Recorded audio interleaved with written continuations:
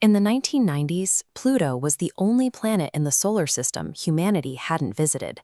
It sat 3 billion miles away in the Kuiper Belt, a region we were only just beginning to understand, with an atmosphere and surface composition that remained complete mysteries.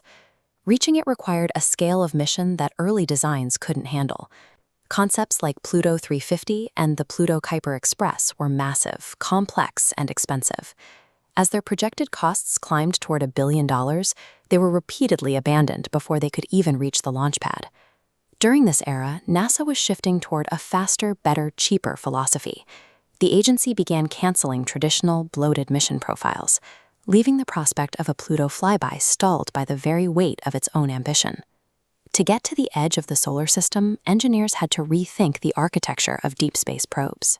They needed to move away from the massive platforms of the past and build a spacecraft small enough to be launched at record-breaking speeds. The engineering team was also fighting a deadline set by orbital mechanics. Pluto was moving away from the Sun, and models suggested that its thinning atmosphere would freeze and collapse onto the surface by 2020, locking its secrets under a layer of ice for decades. This created a narrow launch window in January 2006. Missing this meant losing a rare alignment with Jupiter. By flying close, the craft used its gravity as a slingshot, boosting velocity to cut 3 years off the transit. The launch requirements were staggering. New Horizons would need to leave Earth faster than any object in history, crossing the orbit of the Moon in just 9 hours, a trip that took the Apollo astronauts 3 days. Every day of delay on the ground meant arriving at Pluto later, increasing the risk that the very atmosphere the team intended to study would be gone by the time they arrived. Speed meant keeping the spacecraft incredibly light. The final design weighed just 400 kilograms, about the size of a grand piano, and carried only 76.8 kilograms of fuel to handle a decade of course corrections. This chart shows the mission's most difficult constraint.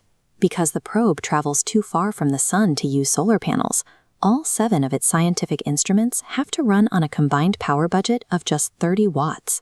That is less power than a single household light bulb. To meet this limit, the LORRI telescope was built with no moving parts. By eliminating focus motors and filter wheels, engineers removed the risk of mechanical seizure in the cold and kept the instrument's power draw to a minimum. They also saved mass by integrating the REX radio experiment directly into the spacecraft's main 2.1-meter communication dish, using the existing hardware to measure Pluto's atmospheric pressure. The remaining payload, including the Alice and Ralph spectrometers, used highly miniaturized sensors to map surface composition and atmospheric escape, with a fraction of the mass used on previous outer planet missions. The resulting spacecraft was a masterclass in efficiency. Every component was evaluated by its weight and its wattage, because in the deep dark of the Kuiper Belt, there was no room for waste. In 2007, 13 months after launch, New Horizons reached Jupiter. While the primary goal was the gravity assist, the encounter was also a critical live trial for the spacecraft's autonomous systems. The probe successfully captured 700 individual observations, including detailed images of Jupiter's lightning, auroras, and the complex turbulence within its atmospheric bands. This encounter served as a stress test for the spacecraft's tracking ability. Because the cameras were fixed to the hull, the entire craft had to pivot with high precision to keep the instruments locked onto a fast-moving target. The stakes for this test were high.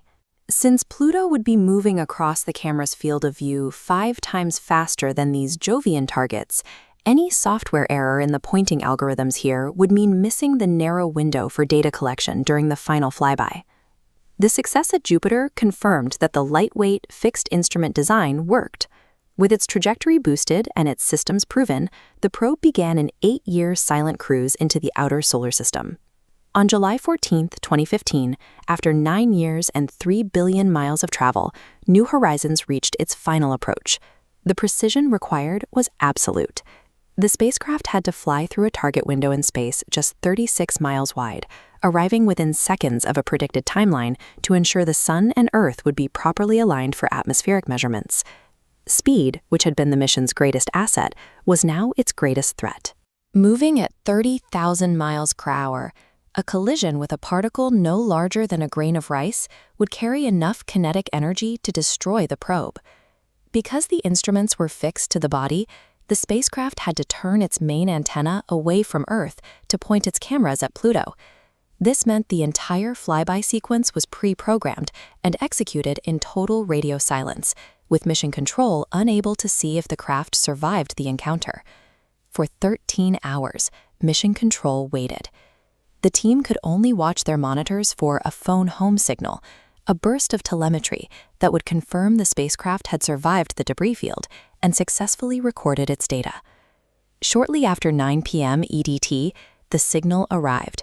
The spacecraft had not only survived, but its automated sequence had functioned exactly as designed, filling its solid-state recorders with 10 years' worth of data.